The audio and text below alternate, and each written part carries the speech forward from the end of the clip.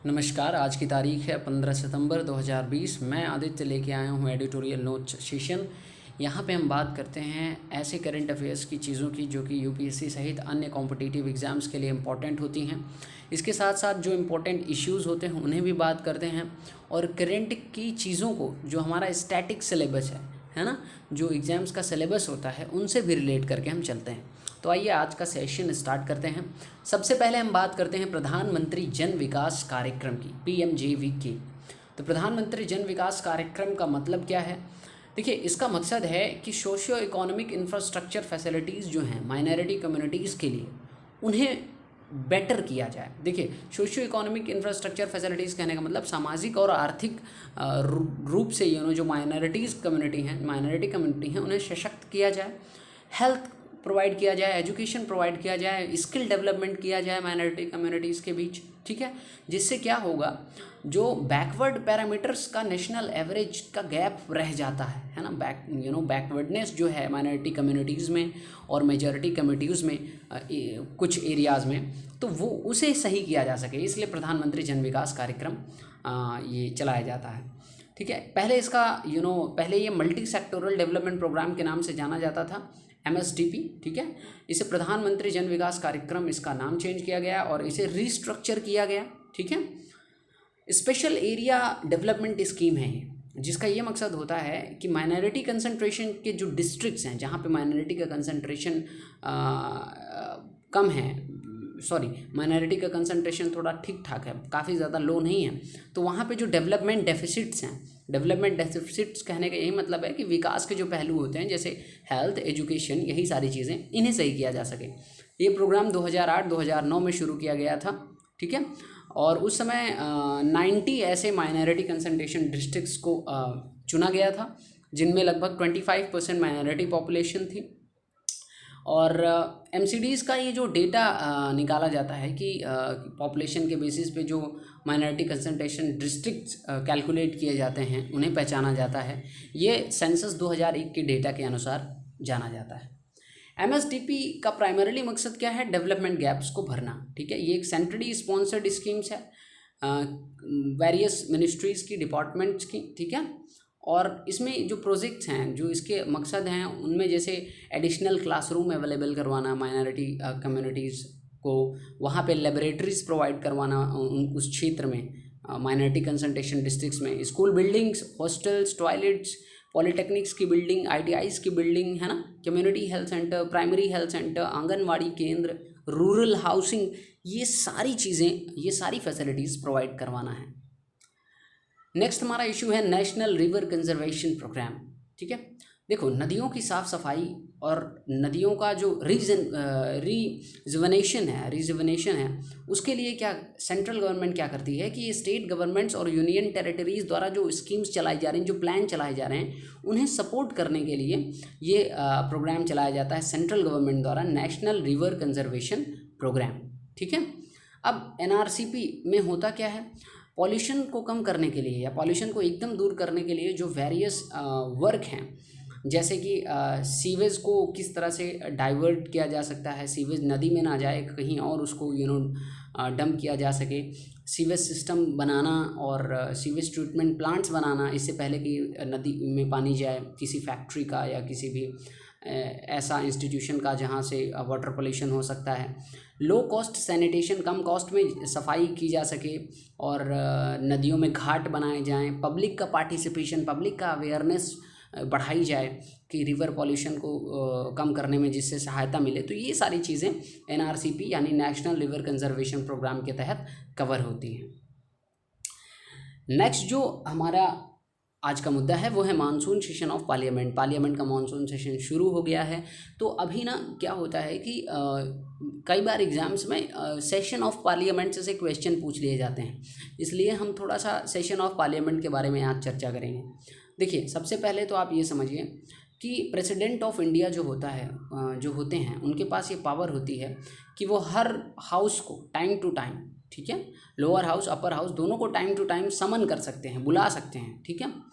अब एक पार्लियामेंट का जो 2 सेशन होता है उसके बीच मैक्सिमम गैप 6 महीने से ज़्यादा का नहीं हो सकता। यानी कहने का ये मतलब है कि एक साल में मिनिमम 2 बार हाउसेस को मिलना ही मिलना है।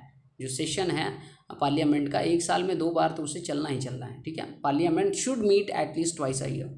तीसरी चीज़ ये है, जो पार्लियामेंट का एक सेशन होता है उसका मतलब क्या होता है। देखिए, सबसे पहले आप ये समझिए कि एक हाउस की जो फर्स्ट सिटिंग होती है, कहने का मतलब मान लीजिए पार्लियामेंट का कोई सेशन है, तो जब पहली बार वो मिलेगा और जब उसको प्रोरोगेट किया जाएगा, प्रोरोगेट कहने का मतलब उस सेशन को समाप्त किया जाएगा, तो इसके बीच में जो पीरियड होता है इसे बोलते हैं सेशन।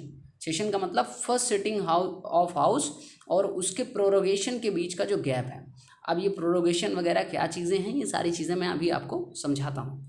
देखिए, साल भर में बेसिकली 3 सेशन चलते हैं हमारी इंडियन पार्लियामेंट में। बजट सेशन जो फरवरी से मई में चलता है, मानसून सेशन जो जुलाई से सितंबर में चलता है, और विंटर सेशन जो अभी स्टार्ट हुआ है, सॉरी हम अभी तो मानसून सेशन स्टार्ट हुआ, और विंटर सेशन चलता है जो नवंबर से दिसंबर तक चलता है। तो the period between prorogation of a house and it's reassembly in a new session is called recess. अब यहाँ पे आप ये भी समझ लीजिए रिसेस क्या होता है। जब एक सेशन प्रोरोगेट किया जाता है, ठीक है, प्रोरोगेट कहने का मतलब कि एक सेशन समाप्त किया जाता है और उसके बाद फिर दोबारा रीअसेंबली होती है एक नए सेशन में, तो इस दौरान जो गैप होता है, इस दौरान जो टाइम पीरियड होता है उसे हम रिसेस कहते हैं, ठीक है। टर्मिनेशन ऑफ सेशन, एक सेशन को समाप्त कैसे किया जाता है, इस बात पे भी कई बार क्वेश्चन बने हैं और हम इसे थोड़ा अच्छे से जान लेते हैं। पार्लियामेंट की जो एक सिटिंग है उसे कैसे टर्मिनेट किया जा सकता है, समाप्त किया जा सकता है। देखिए, कुछ टूल्स हैं पार्लियामेंट में, जैसे एडजर्नमेंट साइन डाई या प्रोरोगेशन या डिसोल्यूशन, ठीक है। तो इतने तरीक़ों से एक जो पार्लियामेंट की सीटिंग है उसे टर्मिनेट किया जा सकता है, उसे समाप्त किया जा सकता है। एडजर्नमेंट क्या होता है, देखिए, एडजर्नमेंट कहने का मतलब कि एक स्पेसिफाइड टाइम के लिए पार्लियामेंट की जो वर्किंग है, जो सीटिंग है, उसे सस्पेंड किया जाता है। जैसे 2-4 घंटों के लिए या 2-4 दिनों के लिए या 2-3 वीक्स या सप्ताह के लिए। एडजर्नमेंट साइन डाई से क्या होता है, इसका ये मतलब है कि जो पार्लियामेंट की सीटिंग है वो एक इनडिफिनिट पीरियड के लिए क्या हो जाएगी, टर्मिनेट हो जाएगी या सस्पेंड हो जाएगी। कहने का मतलब जब दोबारा मीटिंग करवानी है पार्लियामेंट की और उसकी डेट ना दी जाए तो उसे बोलते हैं एडजर्नमेंट साइन डाई। कहने का मतलब ये है कि for an indefinite period the sitting of house parliament has been terminated, ठीक है। अब ये भी जान लीजिए कि एडजर्नमेंट कराने का या एडजर्नमेंट साइन डाई कराने का, यानी कुछ निश्चित समय के लिए पार्लियामेंट को सस्पेंड करना या इनडेफिनिट पीरियड के लिए पार्लियामेंट को सस्पेंड करने की जो पावर होती है वो प्रिसाइडिंग ऑफिसर, यानी लोकसभा में स्पीकर और राज्यसभा में जो चेयरमैन होते हैं उन्हीं के पास होती है। प्रोरोगेशन क्या होता है, इस बात को थोड़ा सा हम समझते हैं। प्रेसिडेंट क्या करते हैं, किसी भी सेशन को प्रोरोगेट कर देते हैं जब एक सेशन का जो बिजनेस होता है, कहने का मतलब एक सेशन का जो काम होता है वो कंप्लीट हो जाता है। और प्रिसाइडिंग ऑफिसर जो होते हैं, जैसे लोकसभा में आपके स्पीकर हो गए और राज्यसभा में चेयरमैन, वो हाउस को तब एडजर्न्ड साइन डाई डिक्लेयर कर देते हैं, यानी उस एक इनडेफिनिट पीरियड के लिए फिर क्या कर देते हैं, उस हाउस को सस्पेंड कर देते हैं। यानी प्रोरोगेशन के बाद एडजर्नमेंट साइन डाई आना ही आना है, ठीक है। प्रेसिडेंट के पास ये भी पावर है कि जब सेशन चल रहा हो, जैसे मान लीजिए मानसून सेशन चल रहा है, अभी उसका काम खत्म नहीं हुआ है, लेकिन फिर भी प्रेसिडेंट उसे क्या कर सकते हैं, प्रोरोग कर सकते हैं, ठीक है। रिजोल्यूशन क्या होता है, होता क्या है कि सबसे पहले तो ये जान लीजिए, ये भी कई बार पॉइंट बनता है एग्जाम में कि Lok Sabha and Rajya Sabha are subjected to dissolution, दोनों को डिसोल्यूट किया जा सकता है। नहीं, राज्यसभा ये क्या है, परमानेंट हाउस है, उसे डिसोल्यूट नहीं किया जा सकता, सिर्फ लोकसभा को ही डिसोल्यूट किया जा सकता है, ठीक है। तो पहला तो ये इंपॉर्टेंट बात। दूसरी बात, डिसोल्यूशन का मतलब क्या होता है, डिसोल्यूशन कहने का मतलब ये है कि जो हाउस चल रहा है, लोकसभा में ही होता है, तो लोकसभा में जो हाउस चल रहा है उसका पीरियड जो है, उसका टाइम पीरियड जो है काम करने का, वो ख़त्म हो गया है। अब जनरल इलेक्शंस होंगे और एक नया हाउस बनाया जाएगा, तो इस कंडीशन को बोलते हैं डिसोल्यूशन, ठीक है। प्रेसिडेंट के पास ये पावर होती है कि वो लोकसभा को डिसॉल्व करते हैं। अब आइए आते हैं हमारे लास्ट इश्यू में। अभी ये न्यूज़ काफ़ी ज़्यादा रही है, स्पेशल सिक्योरिटी फोर्स बनाने का प्लान है यूपी गवर्नमेंट का, हमारे देश के अंदर जो उत्तर प्रदेश है। तो इसके बारे में कई तरह की अफवाहें चल रही हैं। कई लोग कह रहे हैं ये फोर्स तो मतलब बड़ी ख़तरनाक है, इससे लोगों को बड़ी दिक्कत हो जाएगी, ये है वो है। तो इसके बारे में आज मैं अच्छे से आपको बता देता हूँ, ताकि इसके बारे में कोई भी कन्फ्यूज़न आपको ना रहे। जो लोग गलत विचार फैला रहे हैं सोशल मीडिया पे या और अन्य जगहों पे इसको लेकर के, वो भी थोड़ा अपना दिमाग ठीक कर लें। देखिए, उत्तर प्रदेश गवर्नमेंट क्या बनाएगी, स्पेशल सिक्योरिटी फोर्स बनाएगी। स्पेशल सिक्योरिटी फोर्स का मकसद होगा vital government on private buildings and industrial establishment को सिक्योरिटी प्रोवाइड करना। ध्यान रखिएगा, एसएसएफ ऐसा नहीं कि किसी भी आदमी को उठा के लेके चल देगी, ठीक है। एसएसएफ का मतलब है जो वाइटल गवर्नमेंट बिल्डिंग्स हैं, जैसे कि कोर्ट है ना, डीएम दफ्तर है, इन सारी चीज़ों को सिक्योरिटी प्रोवाइड करना। प्राइवेट बिल्डिंग्स है, मान लो अगर कोई प्राइवेट बिल्डिंग है उसे भी सिक्योरिटी प्रोवाइड करना। इंडस्ट्रियल इस्टेब्लिशमेंट है, उन्हें सिक्योरिटी प्रोवाइड करना। हालांकि ये जो प्राइवेट बिल्डिंग्स को सिक्योरिटी प्रोवाइड की जाएंगी, ये एक पेमेंट लेने के बाद की जाएंगी, ठीक है। अब देखिए, स्पेशल सिक्योरिटी फोर्स की पावर क्या है। इसी पावर की वजह से लोग क्या कर रहे हैं, सोशल मीडिया पे गलत प्रचार कर रहे हैं।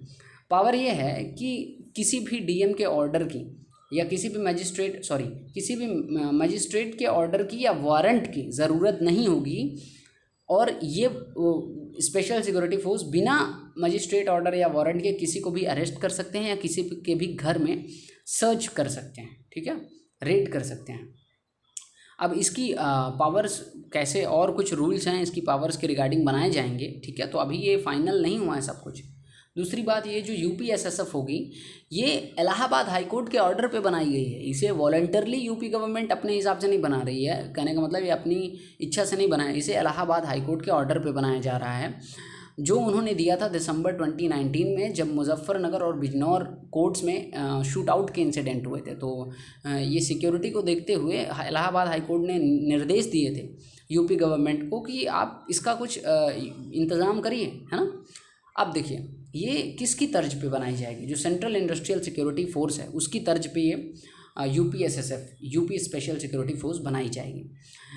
अब सेंट्रल इंडस्ट्रियल सिक्योरिटी फोर्स के बारे में जान लेते हैं। ये क्या है, ये एक सेंट्रल आर्म्ड फोर्स है, जिसे यूनियन गवर्नमेंट ने क्या बोलते हैं, central industrial security force act 1968 के तहत बनाया था। ये union ministry of home affairs के अंदर आती है, और इसका मकसद होता है कि इंडस्ट्रियल यूनिट्स को सिक्योरिटी कवर देना, गवर्नमेंट के इंफ्रास्ट्रक्चर प्रोजेक्ट को सिक्योरिटी कवर देना, इन सारी चीज़ों को सिक्योरिटी कवर देना। अच्छा, एक चीज़ और है यहाँ पे जो एग्ज़ाम से रिलेटेड इंपॉर्टेंट है। कई बार और भी जो अन्य सेंट्रल आर्म्ड फोर्सेस हैं उनके बारे में पूछ लिया जाता है, जैसे सीआरपीएफ, बीएसएफ, आईटीबीपी, सशस्त्र सीमा बल, SSB, national security guard, NSG and Assam rifles. तो आइए इनके बारे में भी हम एक बार थोड़ी थोड़ी जानकारी ले लेते हैं, ताकि हमें क्लियर रहे। तो देखिए, सीआरपीएफ का काम क्या होता है। सीआरपीएफ यानी सेंट्रल रिजर्व पुलिस फोर्स, इसका प्राइमरी रोल होता है कि स्टेट या यूनियन टेरिटरीज़ की सहायता करना, जो पुलिस ऑपरेशंस होते हैं, ताकि लॉ एंड ऑर्डर बना रहे। अब यहाँ पे इमेज में आप देख सकते हैं, ये बीएसएफ की बात हो रही है। बीएसएफ का काम क्या होता है, ऑफिशियली बीएसएफ का तो काम ये है कि security of border of India, है ना, बॉर्डर या बॉर्डर से संबंधित जो भी मैटर हैं उनको डील करना। बेसिकली इसके टास्क दो तरीके से डिवाइड किए गए हैं, पीस टाइम और war time task. Peace time task कहने का मतलब कि बॉर्डर के पास अगर स्मगलिंग चल रही है, कोई भी इलीगल एक्टिविटी चल रही है, कोई भी बिना परमिशन के इंडिया में एंट्री मार रहा है या एग्जिट कर रहा है, तो उस चीज़ को चेक करना, ये पीस टाइम टास्क हो गए। वार टाइम टास्क क्या है बीएसएफ का, कि अगर वार हो जाती है तब भी इन्हें बॉर्डर पे तैनात किया जा सकता है। हालांकि इंडिया के बीएसएफ जो स्ट्रक्चर है उसमें प्रॉब्लम ये है कि इंडिया की बीएसएफ वॉर के लिए बहुत ज़्यादा तैयार नहीं है, वॉर के लिए उन्हें बहुत ज़्यादा ट्रेन नहीं किया गया है। रोल ऑफ आईटीबीपी, आईटीबीपी क्या है, ITBP is a multi dimensional force है। ये एक मल्टी डायमेंशनल फोर्स है जिसके बेसिकली 5 फंक्शंस हैं। नॉर्दर्न बॉर्डर्स की रखवाली करना, डिटेक्शन करना कि बॉर्डर के जो रूल्स हैं उन्हें वायलेट नहीं किया जा रहा, सिक्योरिटी की जो फीलिंग्स है लोकल पॉपुलेशन में उसे बढ़ाना, और इलीगल इमिग्रेशन या स्मगलिंग को रोकना। इंडो तिब्बतन बॉर्डर फोर्स ये है आईटीबीपी। सशस्त्र सीमा बल, इमेज में देख सकते हैं हमारे जवान। तो एसएसबी का क्या होता है, ये एक पैरामिलिट्री पुलिस फोर्स है। पैरामिलिट्री पुलिस फोर्स कहने का ये मतलब है कि इन्हें ट्रेनिंग तो मिलिट्री की तरह दी गई है, बट ये सेंट्रल आर्म्ड फोर्सेस तो हैं ये, बट ये मिलिट्री का हिस्सा नहीं है। एग्जैक्टली जो मिलिट्री है उसका ये हिस्सा नहीं होते। ठीक है। मिनिस्ट्री ऑफ होम अफेयर्स के अंतर्गत ये आते हैं और इनका जो रिस्पॉन्सिबिलिटी है वो इंडिया के इंटरनेशनल बॉर्डर जो है नेपाल और भूटान के साथ उनकी रखवाली करना है। इसके साथ साथ सशस्त्र सीमा बल जम्मू एंड कश्मीर में भी डिप्लॉय की गई है ताकि वहाँ पे जो इंसर्जेंसी ऑपरेशन चल रहे हैं उन्हें भी ठीक किया जा सके। छत्तीसगढ़ में जब एंटी नक्सल ऑपरेशंस चल रहे हैं, झारखंड में, बिहार में चल रहे हैं या चले थे जब, तो सशस्त्र सीमा बल का इस्तेमाल हुआ था, ठीक है। ये इंटरनल सिक्योरिटी भी प्रोवाइड करती है जब इलेक्शन होते हैं कई सारे स्टेट्स में। कौन? सशस्त्र सीमा बल। और अब हम बात करते हैं एनएसजी की, नेशनल सिक्योरिटी गार्ड। ये एक स्पेशलिस्ट फोर्स है जिसका मकसद है कि देश के किसी भी हिस्से में जो टेरर एक्टिविटीज़ हैं उन्हें टैकल किया जाए। ये एक वर्ल्ड क्लास की ज़ीरो एरर फोर्स इसे माना जाता है। ज़ीरो एरर फोर्स मतलब कभी भी ये गलती नहीं करते हैं नॉर्मली। एनएसजी में जो ऑफिसर्स होते हैं, पर्सनल्स होते हैं, वो सेंट्रल आर्म्ड पुलिस फोर्सेस से होते हैं, इंडियन आर्मी से होते हैं, स्टेट पुलिस फोर्सेस से, हर जगह से रिक्रूट किए जाते हैं। असम राइफल्स के बारे में बात कर लेते हैं। असम राइफल्स का काम क्या है? असम राइफल्स का काम ये है कि लॉ एंड ऑर्डर को मेंटेन किया जाए नॉर्थ ईस्ट में, है ना, जो इंडिया के नॉर्थ ईस्टर्न स्टेट्स हैं वहाँ पे लॉ एंड ऑर्डर को मेंटेन किया जाए, और ये इंडो म्यांमार बॉर्डर जो है वो उसकी भी सुरक्षा करते हैं।